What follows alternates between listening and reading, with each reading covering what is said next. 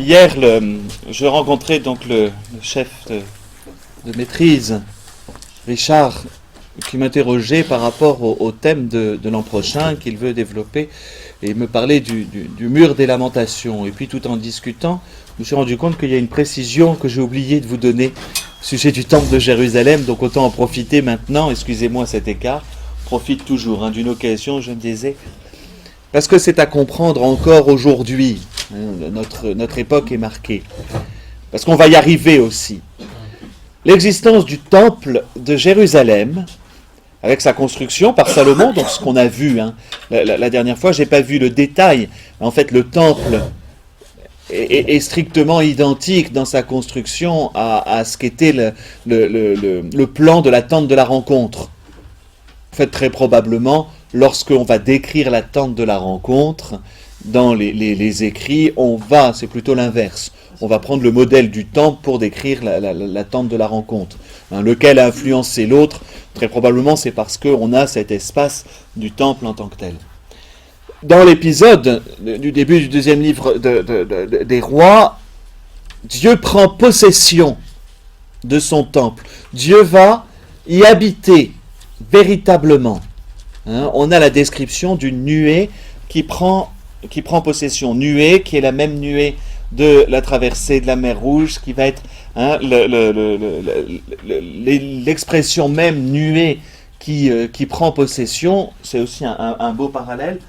Lorsque la nuée tombe, justement, soit sur le temple, soit quelque chose, cette nuée qui tombe, donc qui signifie la présence de Dieu, le terme, en tout cas pour la Septante, je le dis, donc le terme grec, j'en donne la traduction en tant que telle, le terme c'est obombré.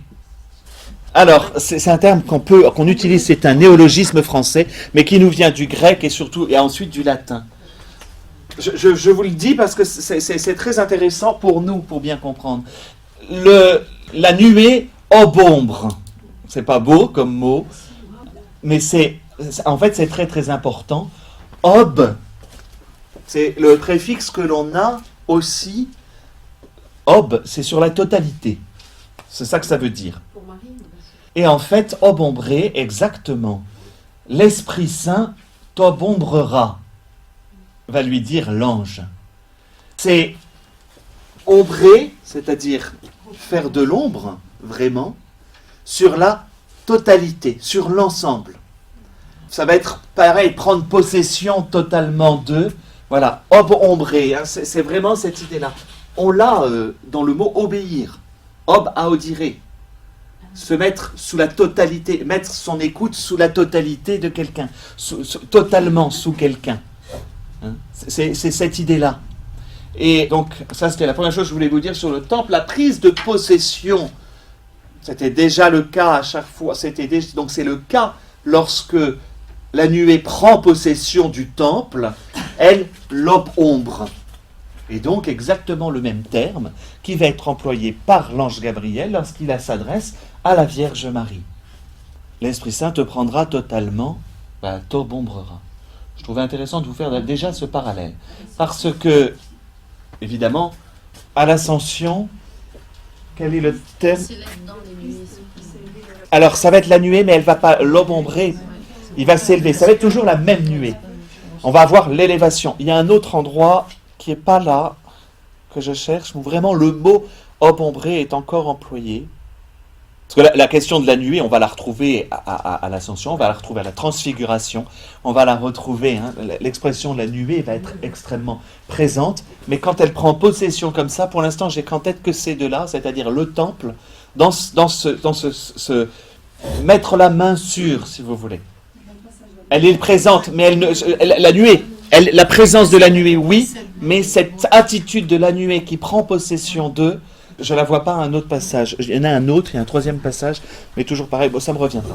Bref, ça c'est la première chose, quant au temple pour nous dans la compréhension. Deuxième chose, alors là c'est très différent ce dont on parlait, puisqu'on parlait du mur des lamentations. Et que signifie aujourd'hui, et c'est en raison de cela d'ailleurs, Dieu ayant pris totalement possession, l'importance de Jérusalem en tant que telle et du temple, c'est non pas la garantie, mais la certification, le fait que une forme de certitude de la présence de Dieu dans son peuple.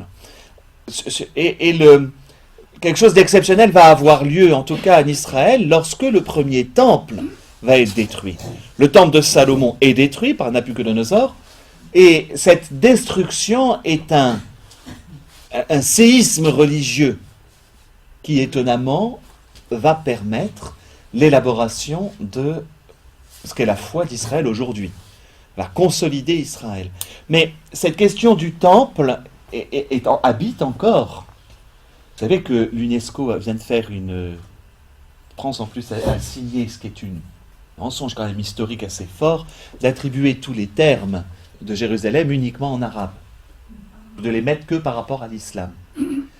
C'est une aberration. Une aberration. Le mur des lamentations, alors vous savez que le temple n'existe plus, les lamentations ce sont juste les fondations. Hein, le temple il est détruit, Jésus l'a dit, et donc ce mur-là est aussi celui... Ce sont les fondations, hein, le temple est détruit, il n'y en a pas plus pierre sur pierre, Jésus l'a prédit, et il n'y a plus rien. Mais il y a encore au fond du cœur d'Israël aujourd'hui le désir de revoir le troisième temple. Hein. La construction du troisième temple, alors on va avoir plusieurs, hein, et habite encore. Lorsque le second temple va être construit, il y aura pareil, vous le savez bien, on le dit dans l'Évangile, les apôtres, quand ils voient le temple, vont dire quelle splendeur que ce temple, et c'est là que Jésus va leur dire, ce que vous voyez, il n'en restera pas pierre sur pierre, mais il y avait une admiration, et ce temple était la présence de Dieu. Il n'y en a qu'un seul, hein, il ne pouvait pas y en avoir d'autres de temples.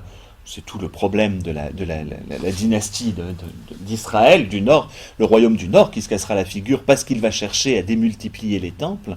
Mais Jérusalem, le temple, le roi, ces trois choses sont parfaitement liées comme l'action de Dieu pour son peuple. Il y a avec David et surtout Salomon un génie dans le rassemblement de ces trois choses au même endroit, voilà, et qui marque durablement puisque ça marque encore aujourd'hui.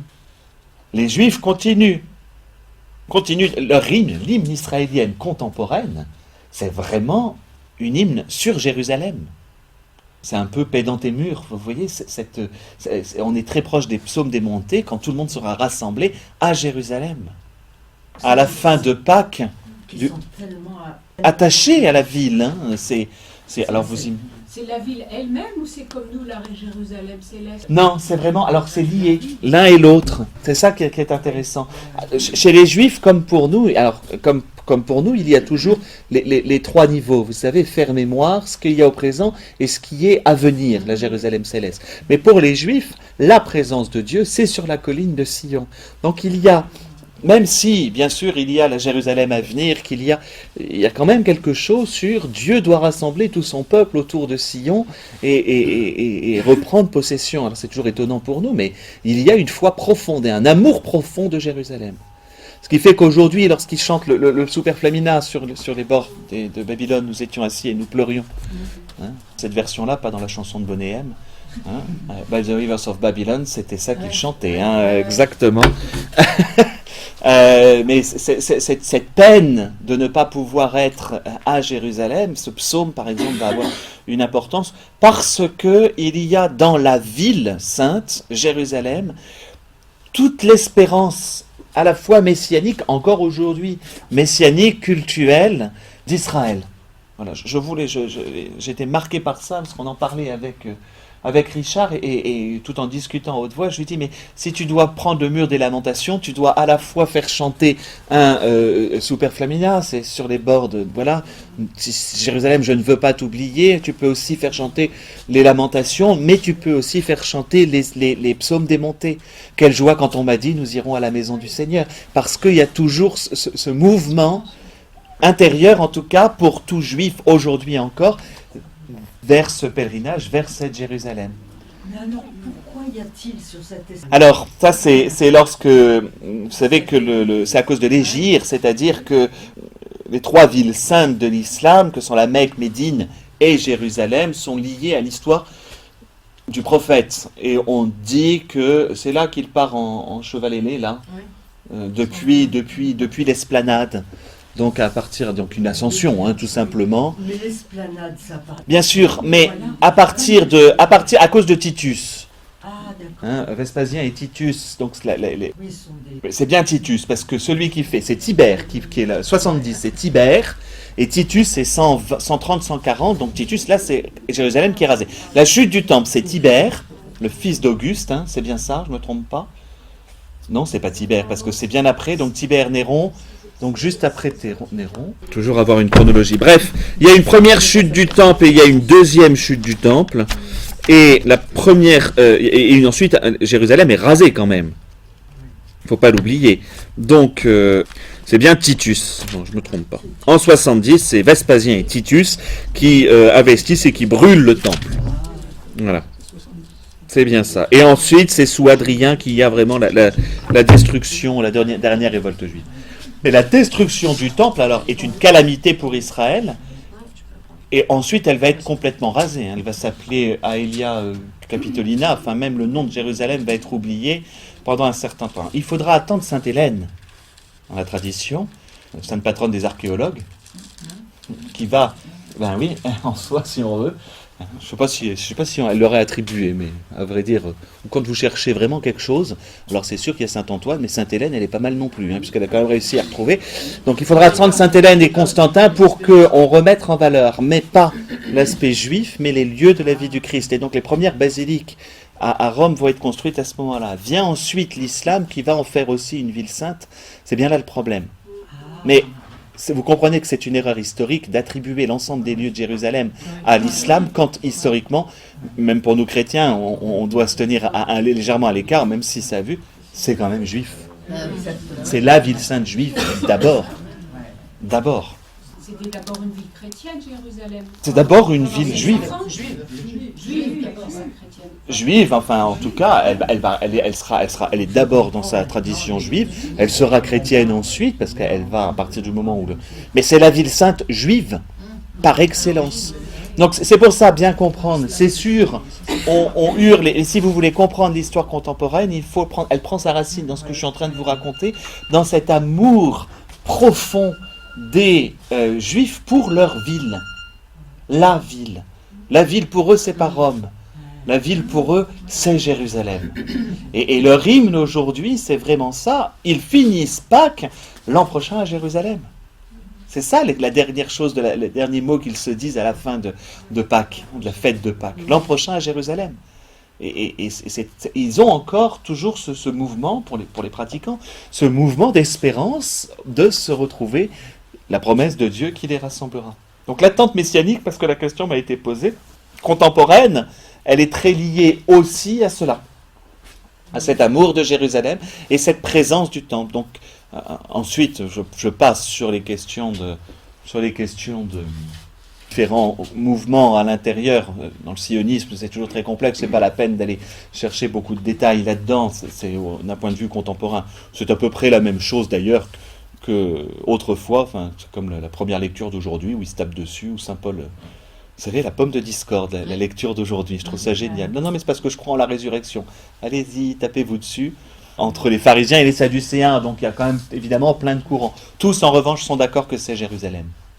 S'il y a quelque chose qui fait l'unité de la foi d'Israël, c'est Jérusalem. Et le temple. C'est pas parce que c'est Jérusalem, c'est parce que sur cette colline, Dieu a habité. Et quand vous lisez les psaumes, quand vous lisez, voilà, j'en fais mon habitation pour toujours, il y a aussi cette promesse de Dieu qui est un peu particulière. C'est le débat avec la Samaritaine. Pourquoi vous dites qu'il faut adorer à Jérusalem? Alors Jésus va étendre l'adoration à bien au-delà, hein, en disant, mais c'est parce que Dieu peut habiter en nous, que là, l'adoration pourra se faire n'importe où, entre guillemets. C'est pas d'adorer les arbres, les fleurs et les vaches, hein. C'est pas ça que Jésus nous dit, mais c'est que partout on pourra adorer Dieu, condition de bien comprendre cela, mais Jésus ne retire jamais l'importance de Jérusalem, hein, son rôle dans la foi juive. Et donc, les trois rois que je devais voir aujourd'hui sont liés d'ailleurs, les trois à Jérusalem, parce que j'en ai vu aucun, hein, si je me souviens bien. Je vous ai dit que j'essaierais de les voir, et puis je les ai juste nommés. Voilà. Alors, Joas et plus, c'est vraiment Ézéchias et Josias qui sont les deux très grands. Joas au milieu, bon, on l'avait un peu vu l'an passé avec l'histoire d'Athalie. J'ai vite parlé, j'ai parlé des trois. Je vous ai dit, je veux vous parler des trois rapidement, mais parce que c'est le très vite. Alors, il faut jongler là entre les chroniques et le livre des rois. Vous savez que les deux sont pas rédigés de la même manière. Hein, le livre des rois est peut-être davantage, on va dire, d'époque. Le livre des chroniques, très clairement, se prolonge dans le livre d'Esdras et dans celui de Néhémie. D'ailleurs, pour les Juifs, je me demande si ce n'est pas le même livre, tout l'ensemble. Et donc, on est sur une écriture de retour d'exil. Donc, avec une lecture de l'époque des rois en fonction de la mentalité du second temple, et non pas du premier. Donc, quand la monarchie semble ne sera plus jamais en place, hein, donc on a un regard. Mais l'avantage de ce regard, c'est que l'auteur des chroniques relève ces rois qui ont essayé d'aller plus loin, qui finalement vont être le paradis, l'exemple type de roi, c'est David. Finalement, c'est pas Salomon. Parce que Salomon, il a péché à la fin. David, lui, va rester fidèle, même s'il commet des péchés et des lourds pendant sa vie. Hein, mais Salomon n'est pas le prince, c'est David. Et donc, on va rechercher ces nouveaux David. Il va y avoir, évidemment, Joas. Oui, Joas, j'avais rapidement vu, c'est pas lui qui m'intéresse. Même s'il restaure le temple, il donne le trésor du temple. Voilà, c'est ça, c'est lui. Donc voilà, Joas ne fait pas confiance et ne détruit pas non plus les hauts lieux. Ça va être très important. Parce que les réformes d'Ézéchias et de Joas sont des réformes en profondeur. Vous vous souvenez que je remarquais le progrès qu'il va y avoir, en tout cas, du monothéisme. On n'est pas encore dans un monothéisme pur. On est dans un mouvement, toujours pareil, vers l'unité de culte. Hein, le fait qu'à Jérusalem, c'est pour ça, en commençant par Jérusalem, avec Jérusalem, terrible ce que je vais écrire, évidemment, tout ça va reposer sur un roi, un temple et un peuple. C'est ça le but, en tant que tel. Volk, c'est juste pour les Juifs, mais c'est pas ein Reich, mais c'est cette idée-là, cette unité présente à l'intérieur et dont finalement Jérusalem, c'est pour ça que j'insiste sur la ville, en est le représentant. La ville de Jérusalem est celle comme une mer, enfin c'était le psaume que nous avions ce matin, hein, elle est bâtie sur la montagne sainte, voilà, tous les peuples se rassemblent autour d'elle, mais il faut arriver là. Or, à l'époque de David encore, et dans les siècles qui vont suivre, on va avoir 3-4 siècles de monarchie un peu compliquée, où par une volonté royale, au départ, une volonté royale, il va y avoir un mouvement qui se fait de plus en plus d'unification. Le péché d'Israël, donc du royaume du Nord, va être au contraire de mettre finalement la divinité en seconde place et finalement de démultiplier un petit temple au nord, un petit temple au sud, et comme ça, plus personne ne va à Jérusalem. D'autre part, je ne vais pas avoir le temps, Jérusalem est un petit royaume dans la région la plus pauvre du coin. Le royaume riche, c'est Israël, c'est pas Juda. Et donc, en quelque sorte, il va y avoir aussi cette pauvreté matérielle qui va caractériser le royaume du Sud. Ce n'est pas un royaume riche. On ne va pas avoir la richesse de Salomon. Car finalement, qu'est-ce qui se passe avec Salomon? Sa richesse va l'étouffer. En tout cas, va étouffer sa foi. Et ce sera le problème du royaume d'Israël, du royaume du Nord. Samarie, c'est vraiment le souci. Amos, donc le premier prophète dont on ait des écrits, c'est celui. Amos, je ne sais pas comment vous dire, c'est pop, si vous voulez. En plus inspiré quand même. J'ose espérer aussi, heureusement. Non, mais voilà, celui qui va, alors, mais même à juste titre, c'est absolument anormal ce que vous êtes en train de faire, et vous dites que vous êtes des enfants de Dieu quand vous méprisez à ce point-là. Non, ce problème d'Amos, c'est que vraiment c'était de réduire en esclavage ses frères. Que là, il va y avoir quelque chose qui est inadmissible avec l'invention, à ce moment-là, du jubilé, dont on a parlé. C'est là qu'on va dire, on va peut-être faire des périodes d'annulation de dette. Parce que sinon, on va pas s'en sortir.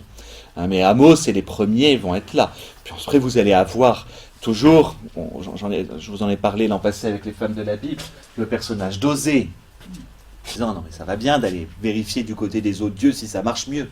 Donc ça, c'est très caractéristique du royaume du Nord. Le royaume du Sud sera un peu moins concerné par ces hérésies. Pourquoi ? Parce qu'il y a la présence du temple. Et la présence du temple va faciliter la tâche. Même s'il va y avoir un certain nombre de rois, un certain nombre de rois qui étaient plus ou moins païens, si vous voulez. Les rois sont les témoins de ce qui se passe dans le peuple. Faut pas, évidemment que les chroniques, mais ça veut dire que dans le peuple, on a ces habitudes où on mélange des croyances païennes. Il n'y a pas une pureté. Pour revenir à l'expression pureté du départ, il n'y a pas une pureté du culte. Celui que nous connaissons, au moins vous le connaissez, c'est Akaz. Vous le connaissez ne serait-ce qu'à cause de la prophétie d'Isaïe. Oui. Akaz, pour le coup, saint patron des hommes politiques. Non content de fatiguer les hommes, il fatigue Dieu. Donc le prophète, Akaz, a peur de l'invasion. À l'époque, si mes souvenirs sont bons, ça doit être Damas et justement Israël. Donc deux royaumes du Nord qui veulent envahir Israël, et il a peur. Et c'est là qu'Isaïe lui fait la promesse, la jeune fille enfantera. Et vous savez, on ne comprend jamais pourquoi, quand on le lit, le passage d'Isaïe, à la fin on dit, avant que cet enfant ne sache discerner sa droite de sa gauche, elle sera dévastée, la terre des deux rois. Je ne sais pas si vous vous souvenez quand on lit, simplement les deux rois sont en train d'attaquer. Isaïe dit à Akaz, ne bouge pas, tu verras, ça va. Et en effet, Samarie et Damas vont être écrasés avant la fin du règne d'Akaz, vont être écrasés par la Syrie, Ninive. À l'époque, après, vous savez, quand on commence le Moyen-Orient, un petit peu depuis toujours, vous voyez le passage dans l'Odyssée d'Astérix avec les flèches là.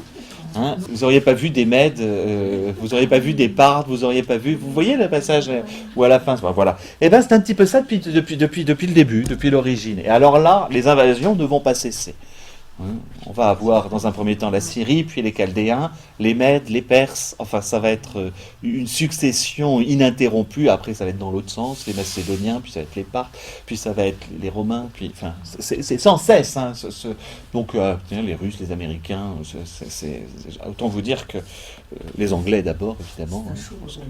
C'est vraiment ça.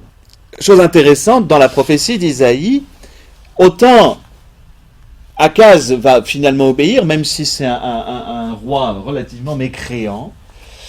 Autant la prophétie de la jeune fille, c'est en effet la naissance d'Ézéchias qui est annoncée. Et autant, évidemment, nous savons que ça va toujours beaucoup plus loin. C'est très étonnant. Là, ça nous permet de comprendre ce que c'est qu'un prophétisme, que le prophétisme. Dieu parle toujours au présent et au futur, en même temps. Dieu parle toujours au présent et au futur, et tous les deux en même temps. Notre personnage d'Ézéchias arrive, je vous dis, à la fois comme... Alors, on rejoint la question de Messie, en tout cas particulièrement avec Ézéchias, ne serait-ce que dans sa naissance. Il est un Messie, il est annoncé. Il est loin puisqu'il va être, mais annoncé par une naissance, il y a une annonciation finalement à travers le message d'Isaïe. Et en ce sens, il va être extrêmement intéressant comme règne. Je vais prendre juste au niveau des chroniques, dans le livre des chroniques, au chapitre 29, donc deuxième chronique. C'est dans les livres historiques, vous devez la trouver... Dans l'Ancien Testament. Oui. Chroniques sont là, voilà. Elles sont en deux morceaux. Tiens, je vois que les nouvelles éditions ne le mettent plus qu'en un seul. C'est pas complètement idiot. Bon, très vite, hein, au début de ce... Voilà, Ézéchias devint roi à l'âge de 25 ans. Il régna 29 ans à Jérusalem. Bon, sa mère s'appelait Abia, fille de Zacharie, si vous voulez, Zéchariahu. Il fit ce qui est agréable au Seigneur, imitant tout ce qu'avait fait David, son ancêtre. Vous voyez que l'exemple type, le Messie type, si vous voulez, le roi type, c'est David. D'ailleurs, quand vous lisez les psaumes, le roi, par métonymie, c'est David. Par métonymie, on va appeler tout roi, entre guillemets, David. C'est, vous savez, comme on va appeler tout empereur César. D'ailleurs, c'est le mot qui se déforme, qui vient devenir tsar. Hein. Tsar, c'est simplement César. Ça va devenir un nom commun pour désigner un empereur. En tout cas, en langue russe. Hein. Mais pour les Juifs, la métonymie fait que le roi, c'est un David. Il est David. Important pour nous aussi, à bien comprendre. Pourquoi est-ce qu'on insiste tellement sur Joseph, fils de David ? Et il faut qu'il y ait bien cette filiation de Jésus, évidemment dans la descendance davidique, mais qui plus est, Jésus est David, est un David. Quelle mesure, on le voit dans sa vie. Hein. Et quand Bartimée s'écrit « Jésus, fils de David, aie pitié de moi », il y a quelque chose d'exceptionnel qui a lieu à ce moment-là. D'accord ? Et Ézéchias, dès le début de son règne, va purifier, si vous voulez, quasiment tout, remettre en place le culte. Je voudrais quand même vous donner ces dates de règne, ça nous facilite la tâche. Ézéchias, c'est 716-687, sachant que la chute de Samarie, c'est 722. D'accord ? La fin du royaume du Nord, 722. Oui, ou 21. 2 marches. Parce que, en fait, vous savez, c'est toujours notre problème de datation des années. Exactement, si on commence en avril, à cause du début d'année en avril pendant très longtemps. Il y a beaucoup de dates qu'on donne sur deux années, comme ça. 722-21. En tout cas, on est sûr, enfin ça c'est sûr. Donc, il n'y a plus que le royaume, et c'est ça qui va être intéressant, il n'y a plus que le royaume de Juda. Donc, avec Ézéchias, il n'y a plus qu'un seul royaume, il n'y a plus qu'un seul roi. À partir, finalement, à la fin du roi d'Akaz, il n'y a plus qu'un seul roi des Juifs. Donc le roi, et donc, commence avec lui la réforme, la purification du temple. Je la prends en détail parce qu'on va voir en fait finalement la même chose avec Josias. Qu'est-ce qu'il fait d'abord ? Restauration du temple, il purifie le temple. Et voilà ce qu'il leur dit. J'aime bien ce passage-là, c'est le verset 5. « Écoutez-moi, Lévites, sanctifiez-vous maintenant, consacrez le temple du Seigneur, Dieu de nos pères, et éliminez du sanctuaire la souillure. Nos pères ont prévariqué et fait ce qui déplaît au Seigneur notre Dieu, ils l'ont abandonné, ils ont détourné leur face de la demeure du Seigneur et ils lui ont tourné le dos. Ils ont même fermé les portes du vestibule, ils ont éteint les lampes et n'ont plus fait fumer d'encens. Ils n'ont plus offert d'holocauste au Dieu d'Israël dans le sanctuaire. La colère du Seigneur s'est appesantie sur Juda et sur Jérusalem. Il en a fait un objet d'épouvante, de stupeur et de dérision, comme vous le voyez de vos propres yeux. Aussi nos pères sont-ils tombés sous l'épée, nos fils, nos filles et nos femmes sont-ils partis prisonniers. » Il est en train de décrire. Je suis toujours au verset, je suis 29. 29, deuxième chronique, je suis à partir du verset 5. Il est en train de décrire la déportation de Samarie, qu'il a vue dans son enfance. On vous dit qu'il a 25 ans, même, c'est son adolescence. Il l'a vu 6 ans avant, il avait 18 ans, il venait d'avoir 18 ans. Je veux maintenant, dit-il, je veux maintenant conclure une alliance avec le Seigneur, Dieu d'Israël, pour qu'il détourne de nous l'ardeur de sa colère. Ô mes fils, ne soyez plus négligents, car c'est vous que le Seigneur a choisi pour vous tenir en sa présence, pour le servir, pour vaquer à son culte et à ses encensements. C'est beau cette prière du roi qui est en train de rappeler surtout aux Lévites. Alors, ce qui va se passer, il faut comprendre, 722-21, c'est donc cette prise de Samarie. Tout le clergé qui était présent va revenir à Jérusalem. Et donc on va se retrouver avec un clergé abondant. Parce que la déportation en question, ce sont les élites, mais ceux qui peuvent, quand il y a une invasion, on fuit. Alors, évidemment qu'un certain nombre, on fuit vers le royaume de Juda. Et donc l'arrivée de ces hommes, Qui plus est, à ce moment-là aussi, arrivaient, c'est un événement très important, la chute de Samarie, parce que arrivaient des textes du Nord, et particulièrement les textes des prophètes. On va se retrouver avec les textes d'Amos, on va se retrouver avec, je vous explique cela, on va se retrouver avec une tradition du Nord. Alors on va en lire quelques-uns, puis on va les déposer dans le temple. Gardez ça pour vous, parce que un siècle plus tard, on va les retrouver. Ce qui va se passer avec Josias. On va retrouver ces textes, un rouleau qu'on a, celui du Deutéronome, et très probablement, oui, écrit en Israël, rapporté avec les déportés, ceux qui ont fui, les fugitifs d'Israël, qui arrivent particulièrement des Lévites. Donc là, il se retrouve avec une pléthore de Lévites, et il va falloir recommencer le culte. Le culte tombe en désuétude aussi, parce que les terres de Juda étant pauvres, il n'y a pas les moyens. Il faut penser aussi un peu économique. D'une part, il n'y a pas les moyens, et puis il y a une tiédeur de la foi des différents rois qui vont se succéder à partir de Salomon, à partir de Roboam. Et on le disait déjà à la fin du règne. Avec Ézéchias, voilà, je veux faire... Et c'est très beau cette expression, « Ô mes fils, ne soyez plus négligents ». Cet appel du roi vis-à-vis du culte. Que fait aussi Ézéchias? Dans la succession de David, il ne s'arroge pas à lui-même le droit de faire ce culte. Il le laisse à ceux pour qui c'est prévu. Le roi ne se place pas comme prêtre. C'est-à-dire, c'est la séparation des pouvoirs. Enfin, je dirais. Il laisse cette liberté profonde, totale, aux Lévites. Enfin, ce rôle aux Lévites. On a la liste des prêtres. Je prends le verset 16. Les prêtres entrèrent dans le temple du Seigneur pour le purifier. Ils emportèrent sur le parvis du temple du Seigneur toutes les choses impures qu'ils trouvèrent dans le sanctuaire du Seigneur. Et les Lévites en firent d'état qu'ils allèrent déposer à l'extérieur, dans la vallée du Cédron. Voilà. Ayant commencé cette consécration le premier jour du premier mois, ils purent rentrer dans le vestibule du Seigneur le 8 du mois. Ils mirent 8 jours à consacrer le temple du Seigneur et terminèrent le 16e jour du premier mois. Qu'est-ce qui s'est passé? On a mis des idoles à l'intérieur du temple. On a mis des images. Peu à peu, le culte s'est encombré d'un certain nombre de choses. Vous savez que c'est régulier, ça, dans toute réforme. Alors, des réformes qui en balancent un peu trop, mais parfois, voilà, au début, c'est une nécessité de l'homme de combler les vides, de toute façon. Donc une purification en tant que telle, il faut reprendre le culte tel qu'il a été. Alors c'est un culte qui était quand même très très déployé. Il ne faut pas faire de rapport par rapport à ce que nous on peut avoir connu aujourd'hui, même si, l'air de rien, tout revient au galop. L'autre jour, j'étais frappé de cela. Vous savez qu'il y a un geste qui n'est absolument pas nécessaire, qui vient de l'ancien missel, qui est la bénédiction de l'eau avant de mettre la goutte. Oui. D'accord? Donc elle vient de l'ancien missel. On peut le faire, on est permis à faire. Eh bien, les diacres permanents le font tous. Ce qui est très amusant. C'est très amusant, parce qu'en fait, normalement, c'était l'évêque qui devait bénir uniquement l'eau dans l'ancien missel. Mais on ne peut pas s'en empêcher. Qu'est-ce qu'on fait à ce moment-là? Le culte va en rajouter, soit par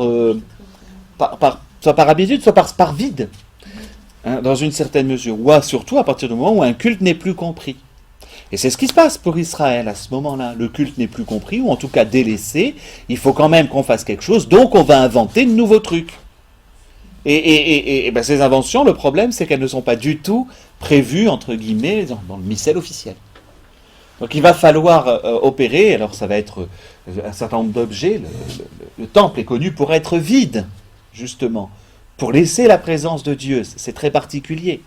Il faut un temple vide pour que Dieu puisse l'habiter. Donc il n'y a pas de représentation de Dieu, c'est aussi dans la loi. Tu ne te feras pas d'image et on n'adore jamais devant quelque chose. C'est complexe pour nous. C'est très très compliqué.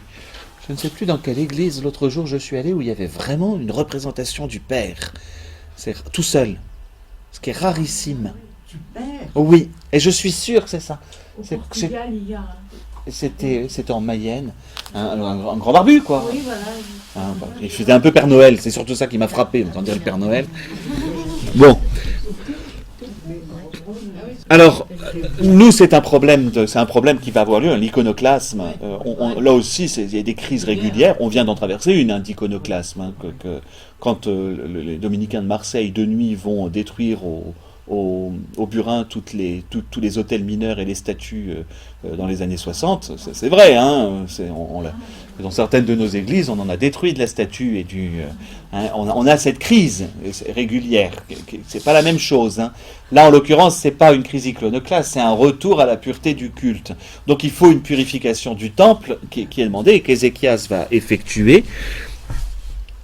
Et donc, dans l'ordre, là, je vais pas tout lire, le sacrifice d'expiation, on demande pardon, et enfin, on peut reprendre le culte.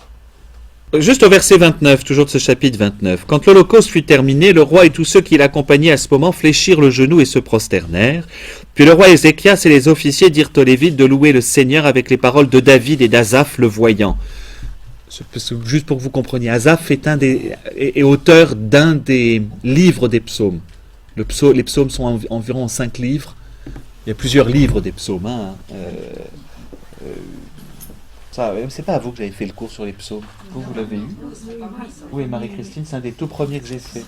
C'est aussi bon, faudra que je le remette. Je le reprends celui-là. Je l'ai fait il y a 2 ans. Bon non, j'étais encore séminariste. Je l'ai fait il y a un bout de temps. Donc aucun d'entre vous ne l'a eu celui-là de cours. Bon, si vous étiez là, voilà. Oui, si, moi j'étais. Non, pas avec vous. Si, moi j'étais. J'étais diacre. Hein. Vous avez fait avec le Père Junot. Mais donc voilà, parmi les livres, on peut le refaire parce que les psaumes, c'est interminable. Hein. C'est d'une richesse absolue. Même moi, j'en redécouvre. Bref, Asaph est un des... C'est juste l'expression que je voulais vous montrer. Asaph le voyant, donc c'est un auteur de psaumes. Il a... en fait, quand vous lisez les psaumes dans la Bible, vous avez toujours d'Asaph sur l'air de la biche. Enfin voilà, je ne sais pas ce que c'est que l'air de la biche, mais souvent on a le premier verset qui dit de quel est l'auteur. Alors de David sur le machin, et vous avez toute une partie d'Asaph. Asaph le voyant. L'expression le voyant est une expression qui signifie le prophète. C'est la même chose. Celui qui voit au-delà. Souvent, Samuel le voyant, on l'a aussi dans un des psaumes. L'expression le voyant, c'est une expression typique, très ancienne pour désigner un prophète. Alors pour nous, c'est très ambigu, hein, parce qu'on a un petit peu Madame Soleil en tête, hein, ou un côté, ou météo d'ailleurs, enfin, quelqu'un qui va prévoir les choses. Là, en l'occurrence, le voyant, c'est-à-dire c'est celui qui sonde qui est Dieu. C'est pour ça que quand on a l'expression dans la Bible, hein, un voyant, ça n'est pas Madame Soleil. Prophète, un voyant, c'est celui qui est capable de sonder la profondeur de Dieu. Voilà. Et dans le mot en hébreu... Oui, de vue. Vous savez que l'hébreu n'a pas d'abstrait. C'est toujours concret. Donc pour nous, prophète, c'est déjà quelque chose qui est de l'ordre de l'abstrait. Le mot prophète, alors il faudrait que je revérifie dans mon cours, parce que ça je ne me souviens plus, mais le mot prophète en tant que tel est désigné par d'autres mots beaucoup plus concrets à l'intérieur de la Bible, et particulièrement cette notion de voyant, celui qui voit. Parce que c'est quelque chose de concret. Avec ses yeux, il voit au-delà des apparences, quoi. C'est un peu ça. Mais justement, mais c'est vraiment ça le prophétisme d'ailleurs, le vrai. Vous allez me dire, finalement, prophète pour nous aussi, c'est un terme aujourd'hui qui est un peu biaisé. On peut vite avoir des erreurs à ce sujet-là. Bref. Voilà, Ézéchias prit alors la parole, donc ils font... Ah oui, c'est ça qui est intéressant. Donc il leur dit, avec les paroles de David et d'Asaph le voyant, ils le firent jusqu'à exaltation, puis tombèrent et se prosternèrent. A priori, les Lévites. D'accord ? Il y a eu très probablement, à ce moment, c'est intéressant à voir parce que c'est rare, hein, à l'intérieur de la Bible d'avoir ces moments-là. Une prière telle, pour avoir le « ils tombèrent », c'est qu'il y a eu quelque chose. Il y a eu un phénomène mystique. Alors je ne sais pas lequel, hein, je ne sais pas s'ils ont... Mais c'est possible, hein, on le sait. On sait que Sainte Thérèse d'Avila s'accrochait à la rambarde pour arrêter de monter. Elle se soulevait quand elle priait, entre autres dans une conversation avec Saint Jean de la Croix, et qu'elle s'accrochait tout en parlant pour... Mais oui, c'est une sœur qui le décrit, ou qui la voit, elle, je crois que ça planait, enfin qu'il y avait une élévation réelle. Alors ensuite, les lévitations, c'est jamais, c'est pas comme dans Mary Poppins, quoi. Ça reste toujours quelque chose, un phénomène où le corps lui-même. On pense que l'expérience mystique d'Ostie, de Saint Augustin et Sainte Monique, c'est pareil. Ils sont tellement en train de parler de Dieu que leur corps s'élève un peu, c'est jamais. Enfin bref. Mais donc voilà, les Lévites. si vous voulez. Voilà. Vous voici maintenant consacrés, leur dit Ézéchias, vous voici maintenant consacrés au Seigneur. Approchez-vous, apportez dans le temple du Seigneur les victimes et les sacrifices de louange. On a expié, et bien maintenant, on va louer. J'insiste parce que les deux sont aussi fortement liés, vous le voyez dans le texte. Hein, l'expiation, certes, il y a la demande de pardon, mais ensuite il y a toujours la louange. Accessoirement, c'est exactement pareil que dans nos Eucharisties. La demande de pardon commence, et après, l'Eucharistie, c'est le Gloria qui suit. C'est le... Voilà, l'Assemblée apporta les victimes et les sacrifices de louange et toutes sortes d'holocaustes en dons votifs. Le nombre de victimes de ces holocaustes fut de 70 bœufs, 100 béliers et 200 agneaux. Tous en holocauste pour le Seigneur. 6 bœufs et 3000 moutons furent consacrés. Donc on consacre les futurs. Ah, moi j'ai 6 bœufs, ils m'ont enlevé quand même 94, pardon. 600 bœufs et 3000 moutons furent consacrés. Oui, c'est des chiffres sans doute maximum. En revanche, qu'il y ait eu des troupeaux consacrés, c'est-à-dire prêts à être sacrifiés, qu'on va mettre de côté, hein, c'est ça l'idée, et qu'il y en ait une certaine quantité, oui. Mais j'aime bien la suite. Les prêtres furent toutefois trop peu nombreux pour pouvoir dépecer tous ces holocaustes, et leurs frères les Lévites leur prêtèrent main forte jusqu'à ce que cette opération fût terminée et les prêtres sanctifiés. Les Lévites avaient été en effet mieux disposés que les prêtres à se sanctifier. Ça aussi, c'est assez étonnant. Les Lévites, donc vous vous souvenez, il y a parmi les Lévites sont tous les descendants de Lévi, mais les prêtres sont les descendants, dans la tribu de Lévi, sont les descendants d'Aaron. Hein, et donc c'est le haut clergé par rapport au bas clergé. Et finalement, si vous voulez, on va le dire comme ça, c'est-à-dire qu'aux Lévites revient le devoir de sacrifier. Non, aux Lévites revient le devoir de la prière. C'est eux qui vont chanter les psaumes, c'est eux qui vont faire tout dans le culte, tout ce qui est l'aspect liturgie. Et aux prêtres revient dans la liturgie la partie sacrifice, si vous voulez.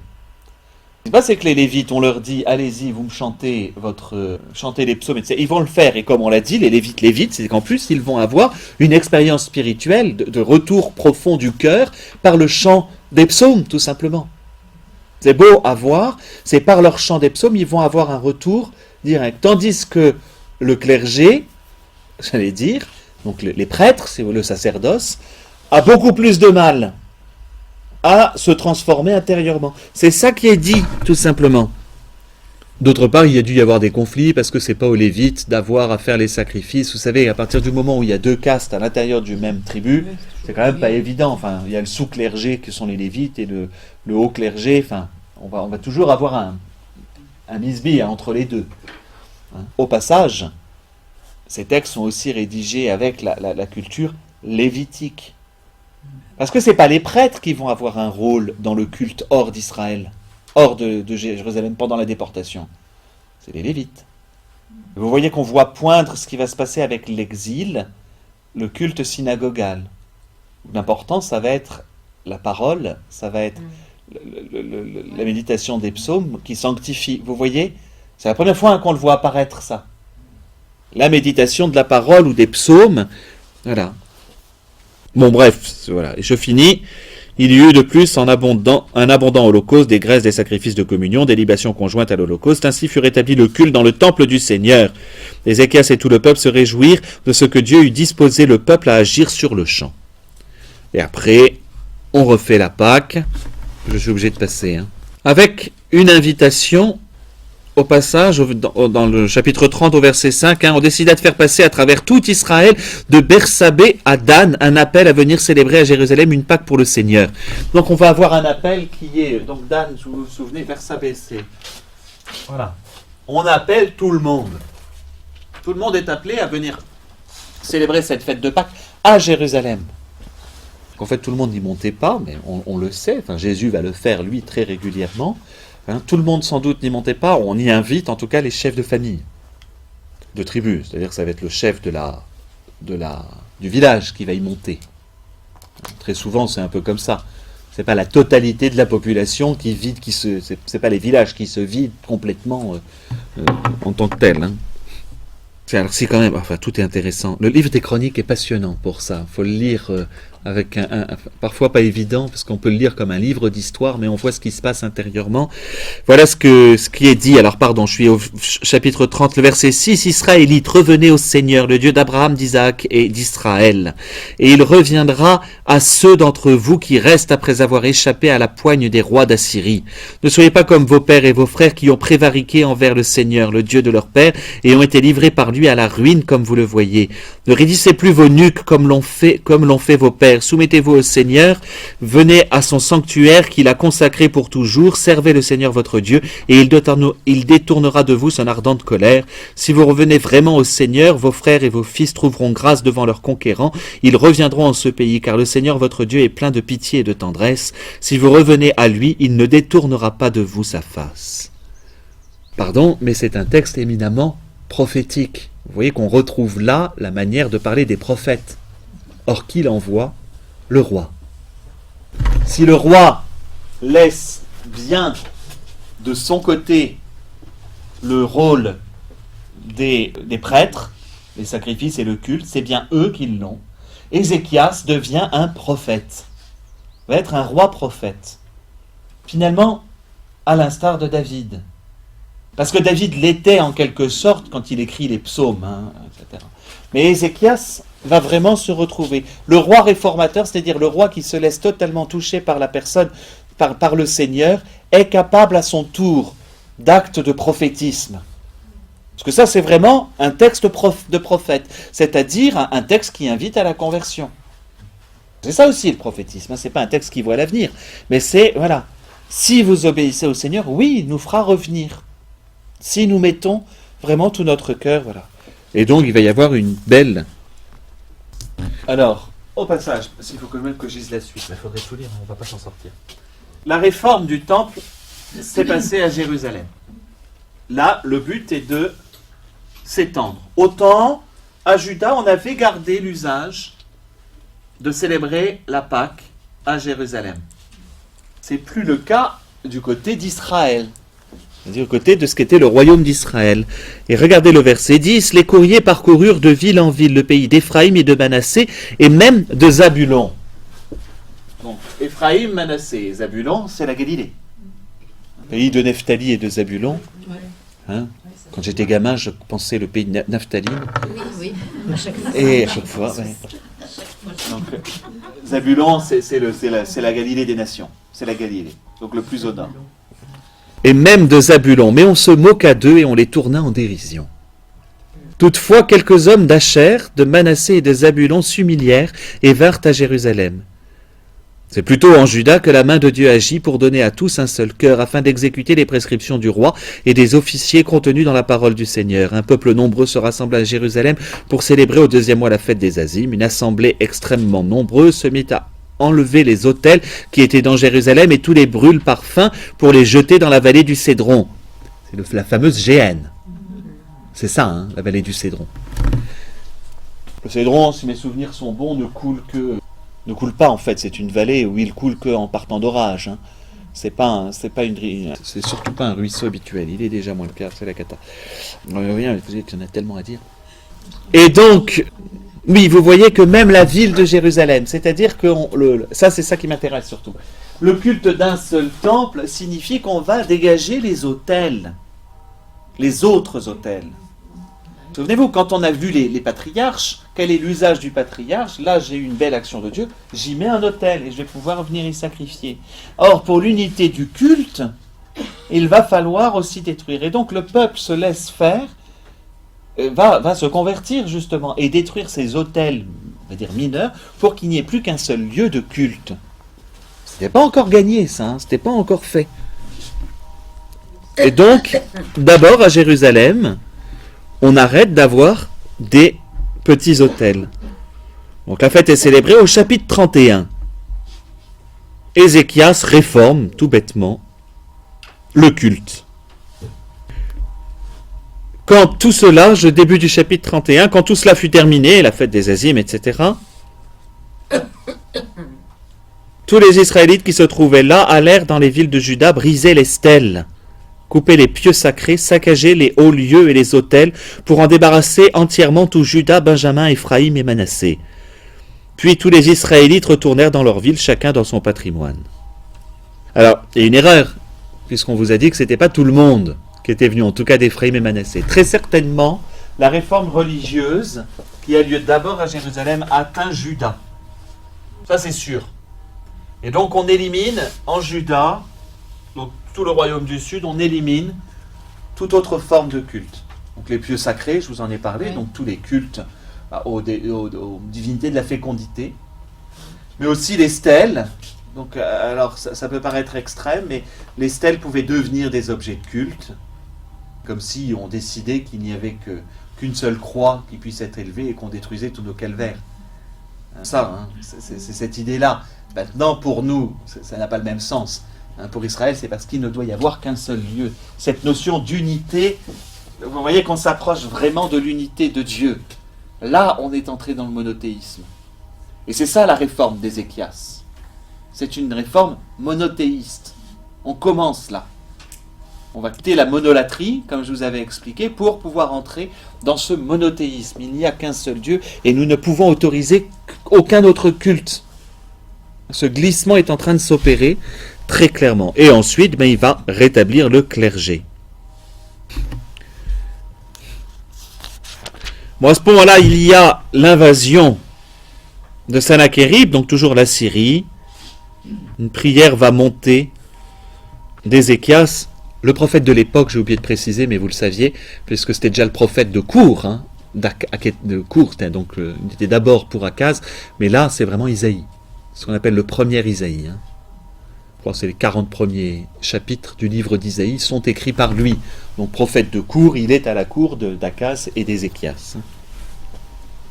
À leur prière, en fait très probablement une épidémie, Dieu lance une épidémie pour sauver Ézéchias. Je passe. Ce qui m'intéresse, c'est au verset 24 du chapitre 32. En ces jours-là, Ézéchias tomba malade et fut sur le point de mourir. Il prie à Dieu qui lui parla et lui accorda un miracle. Alors, quoi donc ? Oui, mais Ézéchias ne répondit pas au bienfait reçu, son cœur s'enorgueillit et la colère s'appesantit sur lui, sur Juda et sur Jérusalem. Toutefois, Ézéchias s'humilia de l'orgueil de son cœur ainsi que les habitants de Jérusalem. La colère du Seigneur cessa de s'appesantir sur eux du vivant d'Ézéchias. Donc, ce qui m'intéresse, c'est la maladie d'Ézéchias. Il a les mêmes problèmes, je dirais entre guillemets, que David. Mais il a aussi la même capacité à demander pardon. Ce qui m'intéresse... Rapidement, en fait, il a une forme de lèpre. Il va prier via Isaïe. Vous l'avez, c'est un peu développé au verset 20, au chapitre 20 du deuxième livre des rois. C'est pour ça, comme on jongle, on va voir Isaïe. Voilà, vous le notez simplement. Et on le retrouve aussi dans le livre d'Isaïe. Alors, 2 Rois 20 et Isaïe 38. Et c'est le psaume, il est utilisé dans la liturgie et Ézéchias va faire monter une prière magnifique qui est une forme de psaume. En fait, c'est important parce que ce que je vous disais, je vais prendre la traduction officielle, il est comme un nouveau David. Il est capable de faire monter. Donc en Isaïe 38, je vais vous en lire la traduction officielle, il est utilisé particulièrement pour les défunts. Je disais au milieu de mes jours, je m'en vais, j'ai ma place entre les morts pour la fin de mes années. Je disais, je ne verrai pas le Seigneur sur la terre des vivants, plus un visage d'homme parmi les habitants du monde. Donc ça commence, comme d'habitude, là il est un peu dépressif au début. Voilà, Seigneur, viens me sauver, nous jouerons sur nos sitars tous les jours de notre vie auprès de la maison du Seigneur. Toujours pareil. Donc ça c'est ce qu'on appelle le cantique AT23. C'est dans Isaïe 38, le cantique d'Ézéchias. Voilà. Ézéchias meurt. Comme dit le chronique, se coucha avec ses pères et on l'enterra sur la montée des tombeaux des fils de David. À sa mort, tous les Judéens et les habitants de Jérusalem lui rendirent honneur. Son fils Manassé régna à sa place. Et Manassé détruit tout ce qu'a fait son père. Manassé va faire exactement le contraire. Qui plus est, ça va être le règne le plus long. Manassé avait 12 ans à son avènement, il régna 55 ans à Jérusalem. Et il fit l'abomination. Il va même jusqu'à passer son fils au feu. Donc Manassé détruit l'œuvre d'Ézéchias. Son fils Amon va régner, il va être assassiné. Et donc c'est son fils Josias. Donc Josias c'est l'arrière-petit-fils d'Ézéchias, dernier grand roi. Oui, je voulais développer davantage Ézéchias parce que je trouvais qu'on n'en avait pas dit assez. Et c'est surtout, alors Ézéchias va faire la même, Josias va faire la même chose que son arrière-grand-père. Au chapitre 34, verset 3, la 8e année de son règne n'étant encore qu'un jeune homme, il commença à rechercher le Dieu de David, son ancêtre. La 12e année de son règne, il commença à purifier Juda et Jérusalem des hauts lieux, des pieux sacrés, des idoles sculptées et fondues. On démolit devant lui les autels des Baals, il arracha les autels à encens qui étaient placés sur eux, il brisa les pieux sacrés, les idoles sculptées et fondues, et les réduisit en une poussière qu'il répandit sur les tombeaux de ceux qui leur avaient offert des sacrifices. Il brûla les ossements des prêtres sur leurs autels et purifia ainsi Juda et Jérusalem. Dans les villes de Manassé, d'Éphraïm, de Siméon et même de Nephtali, et dans les territoires saccagés qui les entouraient, il démolit les autels, les pieux sacrés, brisa et pulvérisa les idoles, il abattit les autels à encens dans tout le pays d'Israël, puis il revint à Jérusalem. Donc il y a une guerre sainte qui a lieu à ce moment-là. Là, la Syrie est en train de se casser la figure doucement et sûrement, et donc il récupère. Ce qui fait que sous le règne de Josias, on retrouve même l'intégrité territoriale du règne de David, puisqu'il va de Siméon à Nephtali, vraiment du sud au nord. Et donc ça, c'est la première chose, purification de la totalité de la terre promise. Puis, travaux de restauration du temple. Et c'est là qu'on a la découverte de la loi. Je suis au verset 14 de ce même chapitre 34. Donc on donne de l'argent il a donné de l'argent pour pouvoir restaurer le temple. Quand on retira l'argent déposé au temple du Seigneur, le prêtre Hilkiahu trouva le livre de la loi du Seigneur transmise par Moïse. Hilkiahu prit la parole et dit au secrétaire Shaphan, « J'ai trouvé le livre de la loi dans le temple du Seigneur. » Et Hilkiahu donna le livre à Shaphan. Shaphan remit le livre au roi et lui rapporta encore ceci, « Tout ce qui a été confié à tes serviteurs, ils l'exécutent. Ils ont fondu l'argent qui se trouvait dans le temple du Seigneur et l'ont remis aux mains des subordonnés et des maîtres d'œuvre. » Puis le secrétaire Shaphan annonça au roi, « Le prêtre Hilkiahu m'a donné un livre. » Et Shaphan y fit une lecture devant le roi. En entendant les paroles de la loi, le roi déchira ses vêtements. Il donna cet ordre à Hilkiahu, à Hikam, fils de Shaphan, à Abdon, fils de Milka, au secrétaire Shaphan et à Azaïa, ministre du roi. Allez consulter le Seigneur pour moi et pour ce qui reste d'Israël et de Juda, à propos des paroles du livre qui vient d'être trouvé. Grande doit être la colère du Seigneur qui s'est répandue sur nous parce que nos pères n'ont pas observé la parole du Seigneur en pratiquant tout ce qui est écrit dans ce livre. Et donc le Deutéronome qui est trouvé. Je vous ai expliqué tout à l'heure, en raison de la fuite de Samarie, un certain nombre d'ouvrages et sans doute des compositions du Nord sont retrouvés, déposés, on fait des travaux dans le temple, on trouve le rouleau, on le lit et on se rend compte que c'est pas joli. Le Deutéronome, c'est choisi la mort ou la vie. Vous savez, c'est vraiment celui des deux choix, le livre du Deutéronome. Donc ils vont consulter la prophétesse Hulda, qu'ils vont consulter. Et voilà ce qu'elle leur dit, « Ainsi parle le Seigneur, Dieu d'Israël, dites à l'homme qui vous a envoyé vers moi, ainsi parle le Seigneur, je vais amener le malheur sur celui et sur ses habitants, toutes les malédictions écrites dans le livre qu'on a lu devant le roi de Juda, parce qu'ils m'ont abandonné et qu'ils ont sacrifié à d'autres dieux pour m'irriter par toutes leurs actions. Ma colère s'est enflammée contre ce lieu, elle ne s'éteindra pas. Et vous direz au roi de Juda qui vous a envoyé pour consulter le Seigneur, ainsi parle le Seigneur, Dieu d'Israël, les paroles que tu as entendues, alors sans doute il y a là une coupure. Mais parce que ton cœur a été touché et que tu t'es humilié devant Dieu en entendant les paroles qu'il a prononcées contre ce lieu et ses habitants, parce que tu t'es humilié, que tu as déchiré tes vêtements et que tu as pleuré devant moi, moi aussi je t'ai entendu, oracle du Seigneur. Voici que je te réunirai à tes pères, tu seras recueilli en paix dans ton sépulcre, tes yeux ne verront pas tous les malheurs que je fais venir sur ce lieu et sur ses habitants. C'est cool, ça n'aura pas lieu pendant ton règne, mais celui de ton fils.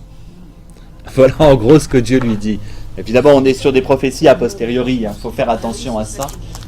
Mais de la même manière, parce que la sainteté de l'homme en tant que tel, qui s'est humilié, va détourner de lui. Mais en fait, son fils aurait prolongé en écoutant le Seigneur. Même chose, c'est pas une punition que le Seigneur donne. Justement, un règne est bon, par conséquent, les malheurs n'auront pas lieu. Et en fait, l'invitation de Dieu, c'est que tous les règnes continuent de la même manière. Si le règne suivant avait été bon, même chose. Ça se serait écarté, vous comprenez ? Hein, en tout cas, c'est ainsi que le lit le livre des Chroniques. Il ne dit pas Dieu, de toute façon, a puni, donc bon, alors d'accord, pas toi, mais ton fils. Ce serait monstrueux. Quelle figure de Dieu nous aurions. Alors, le chroniste est obligé d'interpréter comme ça l'attitude de Dieu. Néanmoins, il y a vraiment, à ce moment-là, une demande, voilà, une attitude de la part de Josias, d'humiliation, qui va permettre à ce que... Et en fait, il demande au fils de Josias de faire la même chose. La prophétesse, Dieu en tout cas. Donc on a à ce moment-là l'énorme renouvellement de l'alliance. C'est beaucoup plus court. Hein. En fait, on retrouve la même chose que ce qui s'est passé pendant le règne d'Ézéchias. Nettoyage du temple, restauration, etc. Josias, en revanche, la 18e année de son règne, donc il n'était pas bien vieux. D'accord ? Refuse le passage sur son territoire au roi d'Égypte, au pharaon. Le roi d'Égypte demande à pouvoir passer avec ses armées pour aller écraser en fait les Assyriens. Et Josias refuse. Pharaon veut passer en force. Josias met ses armées et Josias va mourir dans la bataille. Pareil en fait, par orgueil, il ne veut pas écouter, sachant que Nécho, le roi, le pharaon, lui dit « C'est pas toi que je viens attaquer aujourd'hui, c'est une autre maison que j'ai à combattre et Dieu m'a dit de me hâter. » En fait, Nécho allait pour... Et Josias, dans son orgueil, ne va pas accepter. C'est un orgueil de roi, hein, tout simplement. Non, tu passeras pas par mon territoire. C'est pas pour se protéger, en fait. Hein, la cause de la guerre en fait, est de l'orgueil. Non, j'ai repris de la puissance, on passe pas comme ça chez moi. Alors que c'est juste passer une armée qui payait, qui plus est dans ce cas-là. Hein. Pharaon aurait payé pour pouvoir passer, c'est évident. Ce genre de tractation, attendez, il y aura de la nourriture et tout, donc c'est... Voilà. Et donc va réussir, c'est sous ses fils que la monarchie va s'écraser, que Jérusalem va être prise. Ce qui me permettra la prochaine fois, mais en fait c'était ça le plus important, parce qu'avec en 2 coups, il faut que j'arrive à... Non, l'exil, mais je vais vite passer à Esdras, parce que l'exil en tant que tel, on a peu de choses. Esdras me permet de le comprendre, donc je vais être sur le livre d'Esdras et Néhémie. Et avec eux, on a, parce qu'après c'est beaucoup plus l'histoire des Maccabées, etc., mais avec eux, les institutions de l'Ancien Testament sont faites. C'est que là, on a vu tout le processus arriver avec Esdras, donc au retour d'exil, les institutions de l'Ancien Testament sont fixées finalement. On est aujourd'hui héritier, le judaïsme aujourd'hui est héritier du culte d'Esdras, vraiment, donc du culte de retour d'exil. Donc c'est Esdras la fin de mon cours, entre guillemets. Même s'il y a l'histoire des Maccabées, etc., il n'y aura pas de changement majeur après avec lui. Donc c'est pour ça, j'arrive quand même à peu près au bout. Pas de l'histoire, mais au moins des institutions. Avec Esdras, c'est... Voilà, je vous remercie de votre attention.